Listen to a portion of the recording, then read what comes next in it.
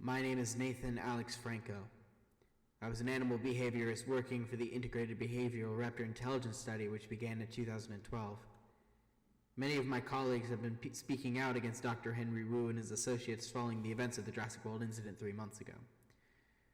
As you have heard from previous testimonies, many of the species on display at Jurassic World were actually cloned in the late 90s, before the restrictions labeled within the Gene Guard Act were lifted in 2003, making the creation of these species a violation of the ethical negligence within paleogenetic resurrection bill. I have been asked by my colleagues to give a record of my experiences during this period of time.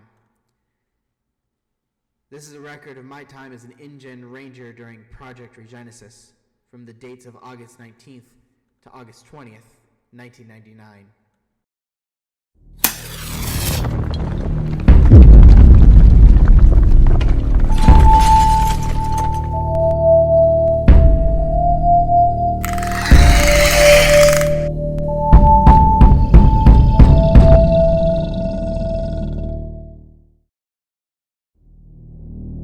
Chapter 1. The Attack.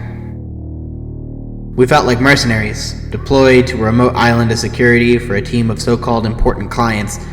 Of course, the details were extensive. We knew where we were, we knew what was on the other side of those old, tattered wire fences. What we didn't know was the horrors on our side of the fence. Top secret research on a need-to-know basis. For all we knew, they were making Frankensaurus. We were unprepared for an eventuality. We trained for an event of if something broke into the compound, not if something escaped from it. These people never learn.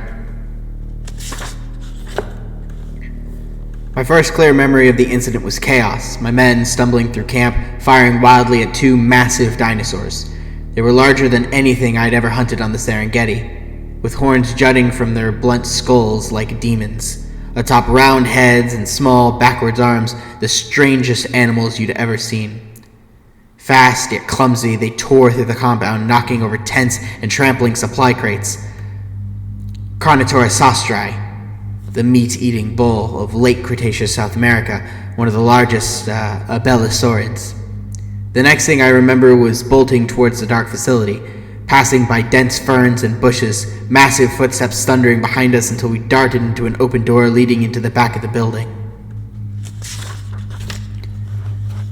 We stopped to catch our breath after we slammed the door and locked it behind us, thinking we'd left the danger outside, but as my senses returned, I realized our numbers had thinned. We had split up. I examined the room around us, looking at the massive crates, cages designed to hold animals as they matured or to quarantine them when injured or sick.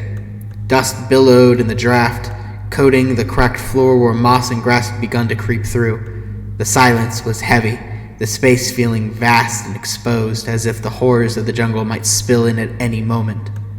We stood still, straining to listen for any signs of the predators stalking us. Were we really alone? Were we really safe? A piercing scream echoed down the hallway. It was definitely human.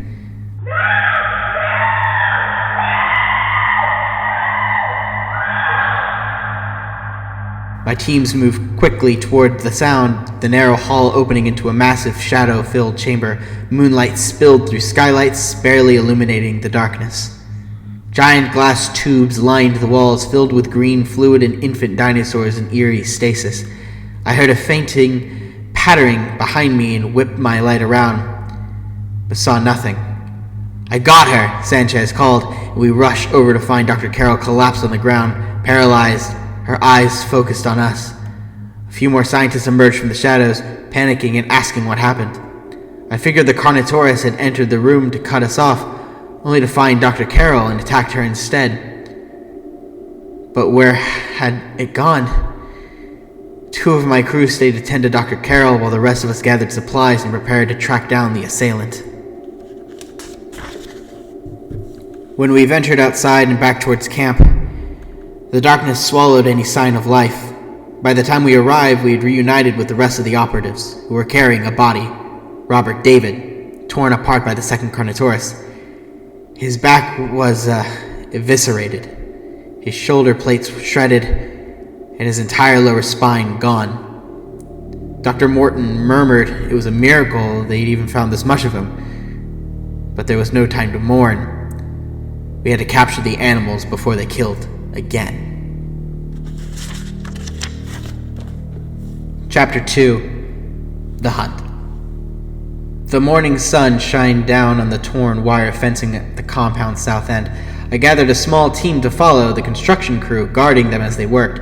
The roar of power tools drowned out the forest sounds, and hours slipped by as we stood watch. By afternoon, the crew was packing up. Their work was done. All that remained was to restore power and recapture the Carnotaurus. Just as we turned to head back, our radios crackled, and I heard Thomas's voice on the other end. "They've been spotted." I pulled my Jeep onto the lobby patio, parking in front of the weathered InGen sign at the center. The building loomed in silence, shrouded in grasses and ivy, surrounded by a moat of dark, murky water and a bridge leading into the main administration building, and a massive silo towering over the forest canopy. My crew immediately set off to track our unwanted guests, following footprints leading back into the forest, and as we moved into thick foliage, a question nagged at me. Were they trapped in the compound with us, or were we trapped in here with them? The quietness around us grew, wrapping everything in an eerie, expectant silence.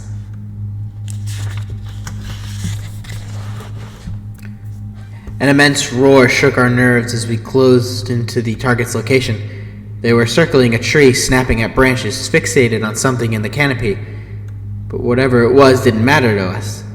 Rodriguez, our trapper, raised his rifle and opened fire. 4 shots whizzed past, and the largest of the two collapsed with a heavy thud. Its partner whipped around, pausing only a second before spotting us in the brush.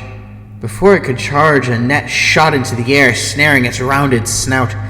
The Carnotaurus thrashed, shaking its head in a furious attempt to break free, but my team took their chance, and with a final round of shots, the creature slumped to the ground, and we loaded the Carnotaurus onto the truck. I glanced back into the tree to see what they had been chasing.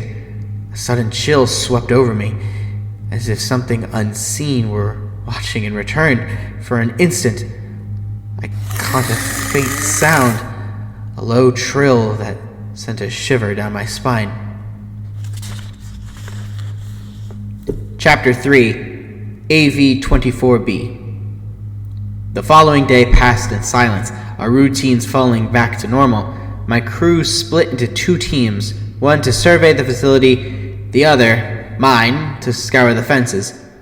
About 2 hours into our shift, we spotted one of the Carnotaurus that had breached the compound lying still in the grass, approaching the fence cautiously.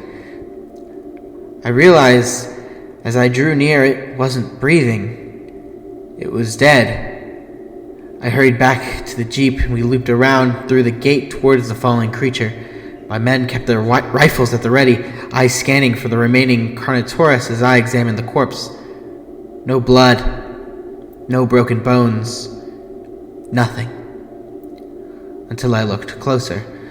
A pool of foaming saliva collected around its neck, and I noticed 3 dark quills embedded in the skin. Foam dripped from its open jaws, a clear sign of seizure. I carefully removed the quills and signaled my team. We mounted up and drove back to report our discovery. We pulled into the administration complex where Dr. Wu was waiting, his gaze sharpening as he noticed the quills. I described the carcass outside the fence, and his expression grew more tense. Taking the quills from me, he examined them. He explained that these quills belonged to an experiment they called AV-24B, nicknamed the Basilisk by Dr. Carroll, after its paralytic quills and its serpent-like posture. This creature was the product of unidentified DNA found in Africa, and a variety of Ornithomimosauria DNA, leading to numerous unpredictable mutations. These included a semi-opposable thumb on each hand, an unusually long tongue, and a personality that had been described as erratic, going from docile to hazardous without warning. Wu admitted the experiment had been labeled a failure, and the animal had actually been scheduled for termination. We followed Dr. Wu back into the facility, returning to the room where we had found Dr. Carroll the previous night, now illuminated by the morning sun. Details emerged in the vast space around us. Incubators with metallic claws slowly rotating massive eggs, 2 catwalks spanning across the room. The embryonic tanks now clearly revealed the shapes of unnatural forms suspended within. We moved toward a screened door on the far end of the room, stepping into a chamber filled with storage containers, speakers, and lab equipment. Dr. Wu approached a panel, typing a code. One container's lid slowly opened, fog spilling out as it lifted to reveal only emptiness. Dr. Wu's face darkened as he pulled out his radio, announcing over the broadcast, "We have an asset out of containment." Chapter 4. The Serpent. We rode out at dawn, the sun casting a warm orange glow on the dense canopy, but the forest felt darker than ever. The headlights of our 3 jeeps pierced the shadows, illuminating the road ahead as we made our way to the last known location of our target. Isla Sorna was littered with trail cameras originally designed to track any dinosaurs that escaped from their pens. However, now that the island was teeming with prehistoric wildlife, those cameras had become useless. Until now. We pulled up to the camera just after the sun had completely vanished over the horizon. My men scoured the forest floor for any clues about the specimen's whereabouts. By now, the animal would likely be asleep, curled up in a bush or nested in a fallen log. I recalled how the Carnotaurus pair had circled a tree when we first encountered them. I thought to myself, what if this was the same creature? Slowly, I raised my flashlight into the tree branches, my heart racing as I braced myself for a face-to-face encounter with a wild dinosaur. But there was nothing. I sighed in relief, my nerves beginning to settle. We trekked onward towards the river, our footsteps crunching on fallen leaves and twigs, every subtle noise amplified in the tense silence.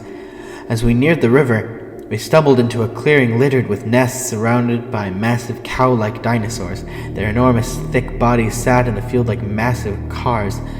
I recognized them as Edmontosaurus from our field guides, probably the largest hadrosaurs on the island. We carefully navigated through the nesting site, doing our best not to disturb the slumbering herd. As the rushing of the river grew louder, our footsteps became more cautious. There, by the riverbed, we spotted it, drinking carefully while scanning the area for predators. Its long neck stretched towards the water as it took in a deep gulp. We stepped closer, hearts pounding. Suddenly, it swung its neck around, sniffing the air, and I froze, locking eyes with it. A chill ran down my spine. Just as it turned back to the river, I seized the opportunity. Aiming my rifle, I raised the gun, positioning the scope to my eye, and once again found myself gazing into its eerie glare. In an instant, the basilisk lunged at me, knocking the knife from my hands. I stumbled backward, hitting the ground hard. It stood over me, its intense glare fixed directly on mine. My men wouldn't take the shot. I was too close. Then, without warning, it bolted into the dense jungle. Panic surged through me as I realized I was hyperventilating, choking on the air, fighting to regain my composure. I scrambled to my feet, retrieved my weapon, and gestured for my men to follow. We plunged back into the forest, with Rodriguez suggesting we set up a trap. We split the team into 2 parties, one to lure the animal out, and the other to spring the trap. As I approached the jeep, a cacophony of gunshots echoed through the trees, followed by screams piercing the air. My men came sprinting towards us, some collapsing onto the ground in agony. I could see quills protruding from their bodies, stark and gruesome against their uniforms. Those still on their feet frantically grabbed our wounded comrades, hoisting them into the jeeps. I shouted for a retreat, Adrenaline surging through me as we prepared to evacuate. Just as we began to drive away, the creature lunged from the shadows, seized one of my men in his claws, and dragged him in screaming into the depths of the forest. And suddenly, the screaming stopped. Chapter 5. Search and Rescue. We pulled over as soon as we could, my men on edge after Johnson was dragged away by that creature. I knew we had to act fast. We gathered all our wounded and loaded them into one jeep to be sent to the infirmary. Meanwhile, 2 men and I followed the creature while the rest would set up the trap. And once the trap was ready, shoot a flare out into the sky to lure the creature out. We ran through the jungle, trying to catch up to Johnson and the Basilisk. Suddenly, the bushes ahead began to shake, and we stopped dead in our tracks. 3 small dinosaurs emerged, barely 4 feet tall, with twin crests resting atop their heads. The curious reptiles hooted at us like owls. Rodriguez stepped forward, and the animals reacted by unfurling dazzlingly orange and yellow frills, hissing threateningly.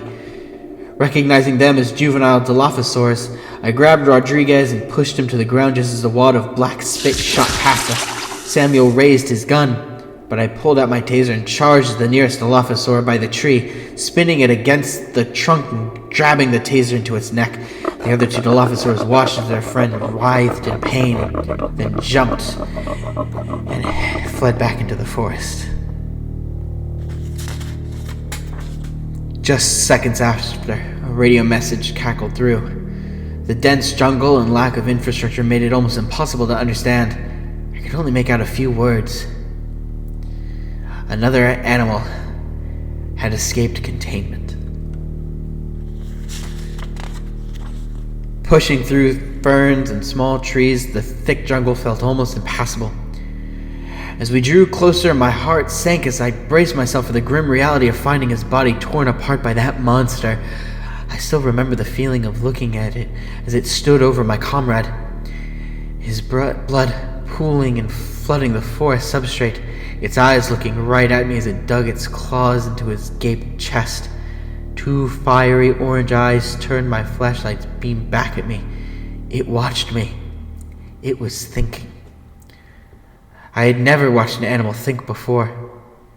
What was going through its mind? A low, guttural trill came down on the animal. Was it trying to communicate with me? I stepped forward. Snap! A branch interrupted our stalemate. I hadn't even realized I looked away just for an instant, but as I looked back, it was already gone. I rushed over to Johnson. I reached down and checked his pulse. He's alive! And staring right at me, the cold realization creeped up my neck as I watched the light in his eyes fade. Dread and anger mixed in my gut, and I turned the darkness, and there it was. The last time I saw a true monster. I watched as the flare shot into the distant sky, a brilliant red beacon illuminating the chaos around us. Through the bushes, I caught sight of a silhouette racing towards the jeeps. My eyes watered as I hunched over my dead friend, cradling the lifeless body of someone I had known for years. The 2 others who followed me approached, and one of them fell to his knees at the sight of Johnson's eviscerated body. One moment of sorrow was abruptly interrupted by gunshots, followed by a massive roar from rifles. They came from our heavy artillery. A spotlight pierced the darkness, illuminated by a helicopter as it neared our position. Thundering footsteps echoed closer, and the roar grew louder and louder, until finally...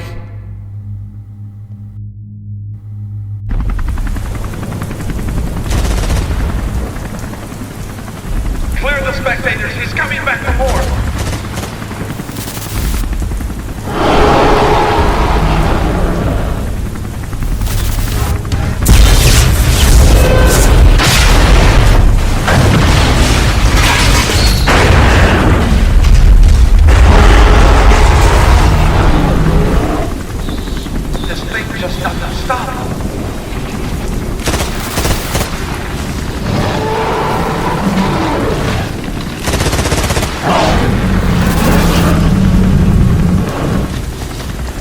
over yet.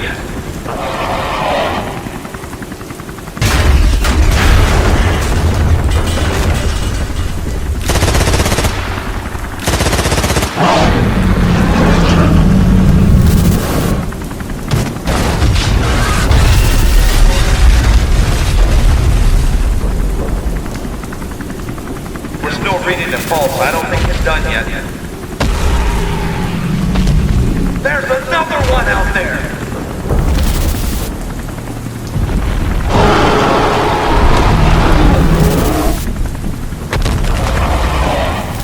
Incredible, this thing just doesn't quit. After all that punishment, he's still fighting.